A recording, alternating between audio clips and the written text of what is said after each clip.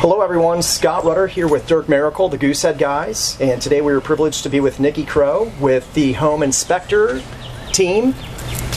The Home Inspector team. Absolutely. Thank you for the correction, sir. Hi guys. And one of the things that we're wanting to talk about is investors. Whether you're buying your first investment property or your 100th investment property. This message today is for all of the landlords. So, Nikki, tell us, what is something or what are some things that landlords can do using an inspector to help make their properties as safe as possible? Yeah, and that's a great question.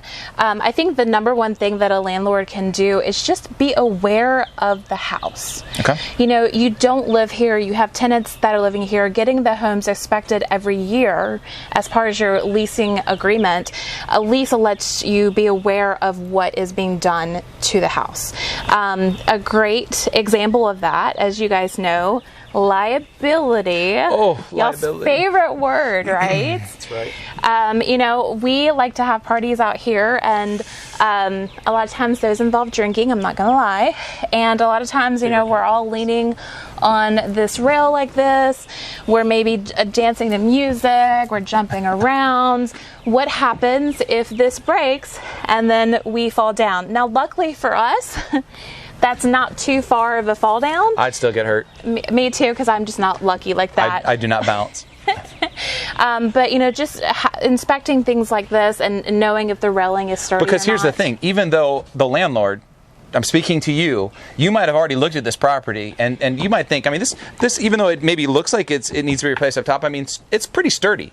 But let's say you get 5 or 6 people leaning up against this thing who happen to be inebriated and are doing things that they shouldn't, and this whole railing goes down. Yeah. Guess whose fault it's going to be? It's not the tenant that lives here. It's going to be blamed on you. Absolutely. And you are going to have a lawsuit on your hands for everybody that was injured, because now, guess what? Those attorneys see dollar signs because they've got a wealthy landlord. You're so rich because you own this big property, you're going to get sued. Absolutely, and that's a really, really good point. And again, going back to just being aware of your property, it's like this deck right here has one of these, what they call plug-and-play inflatable jacuzzis. They're actually becoming very big on the market because they are so easy and adaptable. And they're a good price. Yes, absolutely. What people don't realize, though, is when you put the water in here and you fill it up, you're actually adding constant weight to the deck. And if your deck is older and needs to be repaired, or even if it's brand new, again, constant weight, and then you add people into it, you actually need to make sure that the deck underneath it is reinforced. Very simple thing to do, costs less than $50 at a home improvement store, but again, these are little things that for a landlord just to be aware of what's going on at their properties. That's exactly right, because you don't know that they're going to put this thing up. No. I mean, this just shows up overnight. It does. And you could have a problem with it before you even have a chance to get out to inspect it. Yeah. So I'm trying to think of, Scott, what are some ways that maybe landlords can protect themselves a little bit more in case something like this does happen?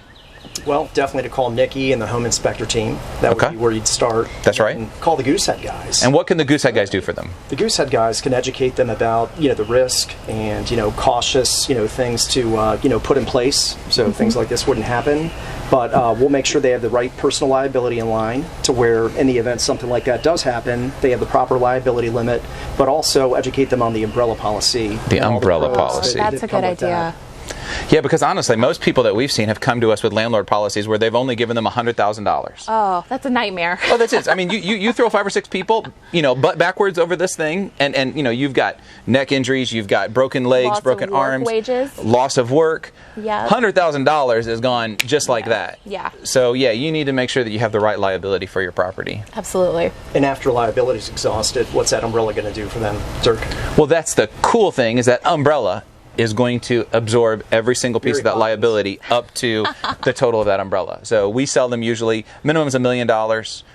Based on, I mean, they continue to go on up from there. So it's definitely something that not only should you be able to give Nikki a call, and they will inspect your properties. This is something that you should do on a regular basis. You should not just buy your investment property and then forget it and think that everything is good. This should be some type of yearly contract or something that you do where they will come out and re-inspect this property over and over and over again, because it might cost you a little bit now, but you are going to save a lot later by what they're going to help you prevent. Well, unfortunately, it's a fact. People will not treat your home the way that you would necessarily treat it. And that's not meaning that they're horrible tenants, but they just have different priorities. They've never been homeowners in most cases.